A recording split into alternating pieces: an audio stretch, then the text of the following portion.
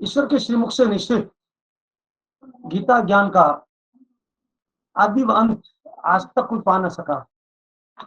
हजारों साल से हजारों विद्वानों ने गीता पर गहन अध्ययन और चिंतन किया।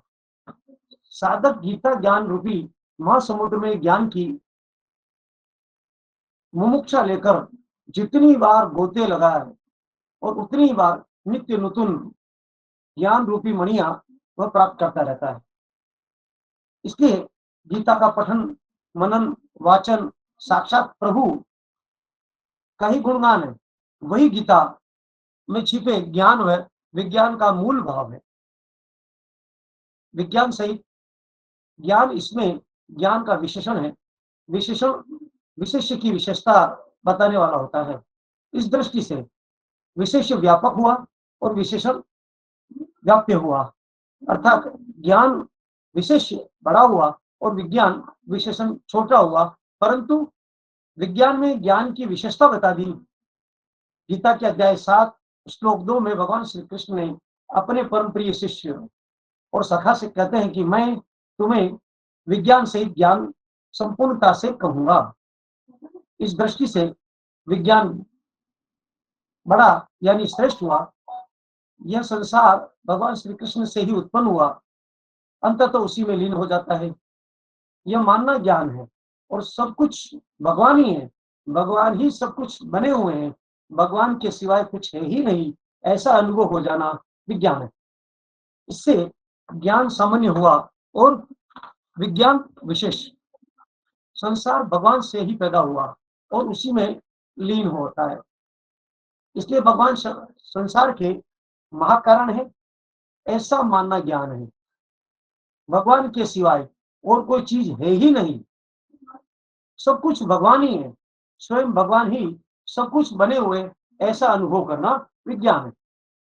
अपरा और परा प्रकृति मेरी है, इसके संयोग से संपूर्ण प्राणियों की उत्पत्ति होती है और मैं संपूर्ण जगत का महाकारण हूं।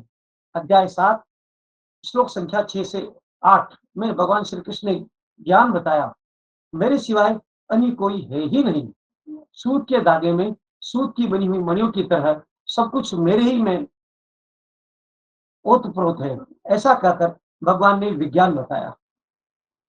जल में रस, चंद्र में, सूर्य में मैं प्रभा हूं इत्यादि संपूर्ण भूतों का सनातन बीज में हूं।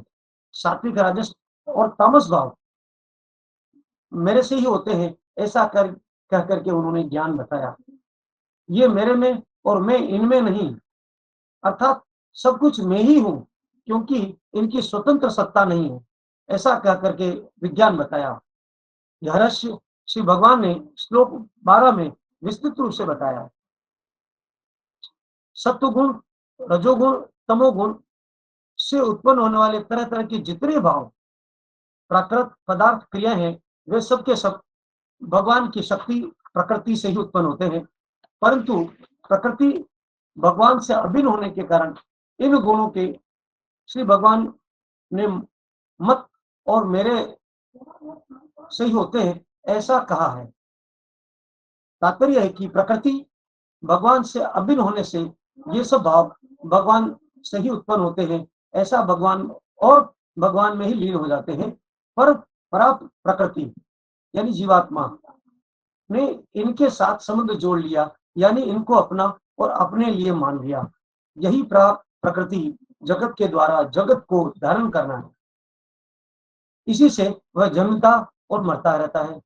अब उस बंधन का निवारण करने के लिए यहाँ कहते हैं कि सात्विक, राजस, तामस ये सब भाव मेरे से ही होते हैं।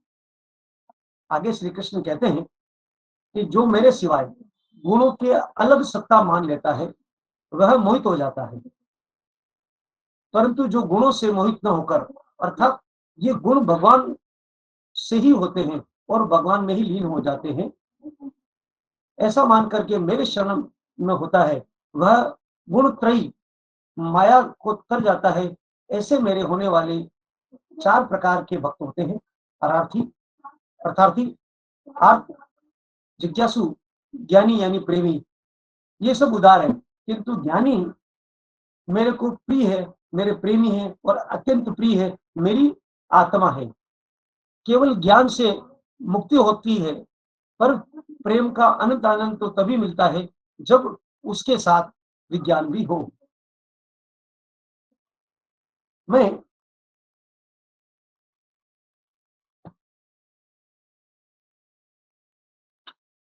ज्ञान धन की तरह है और विज्ञान आकर्षण है। जैसे धन के आकर्षण में जो सुख है वह धन में नहीं है, और ऐसे ही विज्ञान भक्ति में जो आनंद है वह ज्ञान में नहीं है। ज्ञान में तो अखंड रस है और विज्ञान में प्रतिक्षण विद्यमान रस है। इसलिए भगवान का मुख्य लक्ष्य विज्ञान की तरह ही है और उसी को भगवान श्रेष्ठ बताना चाहते हैं, क्योंकि विज्ञान समग्रता का वाचक है। भगवान इस जगत के महाकारण है, ऐसा दृढ़ता के साथ मानना ज्ञान है। और भगवान के सिवाय कोई दूसरा कारण तत्व ही नहीं है, ऐसा मानना, ऐसा अनुभव करना विज्ञान है। संसार प्रकट है, कर्मयोग निष्काम भाव प्रकट न होने के कारण गुह्य है, और उससे भी गुप्त होने से ज्ञान योग आत्मज्ञान गुह्यतर है। ज्ञान योग से भी गुप्त होने से भक्ति योग परमात्मा ज्ञान जो है वह गुह्यतम है, अलौकिक है। गुह्य और गुह्यतर तो लौकिक है, पर गुह्यतम अलौकिक है। ब्रह्मलोक तक के सभी लोक पुनरावृत्ति होने से अशुभ है। गुह्यतम विश्व को जान लेने से मनुष्य अशुभ से सर्वथा मुक्त हो जाता है। अशुभ से मुक्ति तो कर्मयोग और ज्ञान योग से भी हो जाती है, पर यहाँ अशुभ से मुक्ति का अर्थ है एक परमात्मा के सिवाय अन्य की किंचित मात्र भी सत्ता न रहे, अहम की वह सूक्ष्म गंध भी न रहे, जिससे दार्शनिक मतभेद पैदा होते हैं। अब यानी अपने स्वरूप को जानना ज्ञान है और समग्र भगवान को जानना विज्ञान है। निर्गुण के अंतर्गत तो सगुण समग्र नहीं आ सकता, पर सगुण के अंतर्गत निर्गुण आ सकता है। इसलिए सगुण का ज्ञान विज्ञान अर्थात विशेष ज्ञान है। कर्मयोग व ज्ञान योग राजविद्या है और भक्ति योग राजगुह्य है। अब राजविद्या का अर्थ क्या है?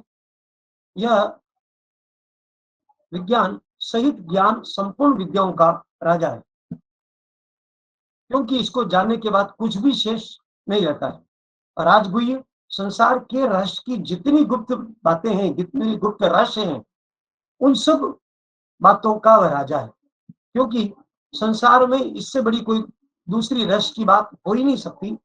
वह राजगुह्य कहलाता है। इसी प्रकार एक शब्द और आता है, पवित्रमिदम। इस विद्या के समान पवित्र करने वाली कोई दूसरी विद्या है ही नहीं, अर्थात यह विद्या पवित्रता के अंतिम पराकाष्ठा है। परमात्मा में संसार है और संसार में परमात्मा, यह ज्ञान है। न परमात्मा संसार है, न संसार में परमात्मा, अर्थात परमात्मा के सिवाय कुछ नहीं, यह विज्ञान है। श्री भगवान ने संसार की उत्पत्ति का कारण बताया। परा और अपरा इन दोनों मेरी प्रकृतियों के संयोग से ही संपूर्ण प्राणियों की उत्पत्ति होती है। साथ ही संसार की स्थिति बताते हुए श्री भगवान कहते हैं कि जिनकी दृष्टि में संसार की सत्ता है, उन साधुओं के लिए संसार मेरे में है और मैं संसार में हूं। परंतु जिन सिद्ध महापुरुषों की दृष्टि में संसार एक स्वतंत्र सत्ता नहीं है, उनकी दृष्टि में मैं ही मैं हूं। वासुदेवम सर्वम। कर्मयोग शरीर अपरा की मुख्यता से चलता है और ज्ञान योग शरीरी अपरा की मुख्यता से चलता है। एक देश शरीर या शरीरी को लेकर चलने से कर्मयोगी और ज्ञान योगी एक देशी होते हैं, परंतु भक्ति योग भगवान श्री कृष्ण की मुख्यता से चलता है। इसलिए भक्त को भगवान ने महात्मा यानी महान आत्मा कहा है। वे अनन्य मन से भगवान का भजन करते हैं, कारण कि अब उनकी दृष्टि में एक भगवान के सिवाय अन्य किसी की स्वतंत्र सत्ता है ही नहीं। तो फिर भगवान को छोड़कर जाना कहाँ है और कहाँ जाया जाए? इसलिए वे भगवान में नित्य नित्य युक्त रहते हैं, कभी भगवान से अलग होते ही नहीं है। इसे नित्य युक्ता कहते हैं। साधक कई प्रकार के होते हैं, वह अलग-अलग साधनों से उपास्य देवों की उपासना करते हैं, परंतु उन सभी साधकों द्वारा एक ही समग्र भगवान की उपासना होती है, मामुपास्ते। इस रहस्य को न समझने के कारण जो लोग अपने उपास्य देव को भगवान से अलग मानकर सकाम भाव से उपासना करते हैं, उनकी उपासना वास्तव में भगवान के होने पर भी अविधि पूर्वक होती है। इसलिए उनका पतन हो जाता है और वे जन्म मरण को प्राप्त होते हैं। किंतु भगवान की उपासना करने वाले भगवान को ही प्राप्त होते हैं। जो लोग भगवान को छोड़कर अन्य देवी देवताओं की उपासना करते हैं, उनको अनेक नियमों, विधियों आदि की जरूरत पड़ती है, जिसमें बड़ी कठिनाई होती है। किंतु भगवान की उपासना में भाव की ही विशेष रूप से जरूरत होती है। क्रियाओं, जिसमें नियमों, तिथियों, विधियों आदि की जरूरत नहीं है। भगवान सर्वग्राही, सर्व क्रियाग्राही नहीं है, बल्कि वे भावग्राही हैं। भावग्राही जनार्दना। आज सुबह की एक घटना बताऊं, मेरे साथ एक विचित्र बात हुई, किंतु बड़ी आनंदप्रद बात हुई। आज प्रातः मेरी बुजुर्ग माँ, जो लगभग 99 साल की है, कृष्णकाय जर्जर देह है, और उन्हें प्रातः 8 बजे के आसपास में दूध देने गया। उनके हाथ में गीता थी और मुझे गीता का अध्याय 17 निकाल करके कहा, देख, आज संसार के ये श्लोक बताए 17वें अध्याय का मेरे को, और कहा कि संसार में 5 प्रकार के ईश्वर कोटि देवता हैं, विष्णु, शंकर, गणेश, शक्ति, सूर्य। इनमें से जो भी इष्ट है, उनकी अधिक श्रद्धा हो उसकी पूजा करना। फिर कहा कि 33 कोटि देवता हैं, उनकी उनके वार, तिथि, दिन के अनुसार, नियम अनुसार पूजन करना चाहिए। लेकिन अब महत्वपूर्ण बात यूँ कही कि जिन-जिन से हमें शिक्षा मिली, हमारे माता-पिता, बड़े-बूढ़े, आश्रम व्यवस्था, उनको गुरु मानो। किंतु पहला गुरु तो माने, दूसरा पिता, और तीसरे नंबर पर गुरु आता है, और उसके बाद भगवान। इस प्रकार स्त्री का सास, ससुर जो माता-पिता के रूप होते हैं, फिर तीसरे नंबर पर पति आता है, और उसके बाद चौथे नंबर पर परमेश्वर। दोनों जगह चौथे नंबर पर परमेश्वर है। अतः इन्हें सब कुछ मान करके सेवा करना चाहिए। मुझे कौतूहल हुआ कि, और आनंद भी आया कि उस बूढ़े वृद्ध 99 वर्षीय गुरु माँ पर तो मैंने पूछ लिया कि राजविद्या या राजयोग क्या है। उन्होंने बड़े ही सरल शब्दों में कहा कि संसार में श्री कृष्ण के अलावा कोई है ही नहीं, वही राजा है, वही सर्वस्व है, उससे ऊपर कुछ नहीं सोच। इसी प्रकार सबसे बड़ा ज्ञान गीता है, गीता ज्ञान है, इससे आगे कुछ मत सोच, उसी को अपना ले। इसी प्रकार सबसे, अगर ये कहूं, उन्होंने जो कहा कि बस मैं ही श्री कृष्ण हूँ, सब मैं ही मैं हूँ, और मैं सब में हूँ, यही राजविद्या, यही राजयोग है। बड़ी विचित्र, उन्होंने उस उम्र में जाने अपनी उम्र के अंदर कैसे उन्होंने क्या ज्ञान प्राप्त किया होगा। और उसके बाद फिर मुझे कहा, अच्छा बता, तामसी भोजन क्या है? मैंने कहा लहसुन, प्याज, तीखा, चटपटा, और नॉनवेज जो होता है वो तामसी भोजन कहलाता है। मैंने कहा, तो उन्होंने कहा नहीं, यह तो ठीक है, लेकिन यदि कोई भोजन बिना ईश्वर को भोग लगाए, बिना तुलसी माता के भोग दिए, और कोई भी मनुष्य उसका भोजन करता है, तो मानो वह भोजन कचरे के पात्र में डाल रहा है, और वह तामसी भोजन होता है। और ऐसा तामसी भोजन राक्षसों के खाने योग्य होता है। और उसी भोजन के भगवान को मनसा वाचा भोग लगाकर अर्पित करके अगर भोजन किया जाए, तो वही भोजन सात्विक भोजन बन जाता है। सात्विक तामसी भोजन की इतनी सुंदर व्याख्या पहले कभी नहीं सुनी। मैं सोचता हूँ कि सभी के लिए भी ये अनुकरणीय है।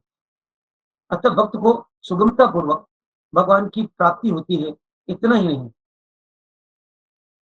मनुष्य किसी भी आचरण, वर्ण, आश्रम आदि में क्यों न हो, वह भगवान का भक्त होकर सुगमता पूर्वक भगवान को प्राप्त कर सकता है।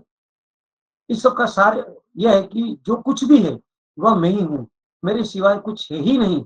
इन सब बातों को दृढ़तापूर्वक पढ़ने के ज्ञान को ज्ञान सहित विज्ञान कहा जा सकता है, ऐसा श्री कृष्ण की वाणी है।